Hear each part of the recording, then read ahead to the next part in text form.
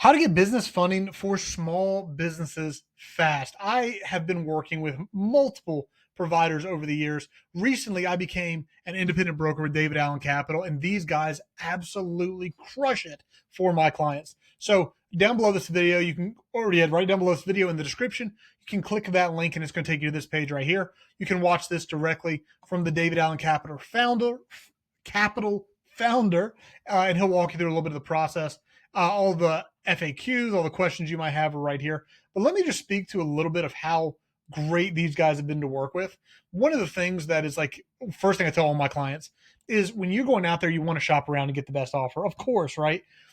What I have found 100% of the time so far in my experience, uh, because they have this offer that if you go around and find anyone who beats the offers that you're going to get from DAC, they will give you a $500 back, and you can read the stipulations for it right here. But they've never had to pay that out to anybody because they consistently get the best offers for my clients.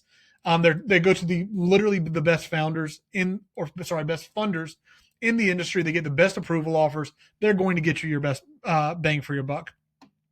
They also have the ability to turn it around within 24 to 48 hours. We've even seen same day approval and same day you getting access to that money. Use that link down below. You can learn more, but you want to apply here. They are the gold standard. They are going to get you the best offers. And again, go shop other places, get some other offers. If you find one that's better, bring it to them and say, hey, you owe me $500 because here's a better offer. But I've got a strong hunch you're not going to. So go down below this video, watch the video, apply now, and pick up that money for your business as fast as possible so you can start growing.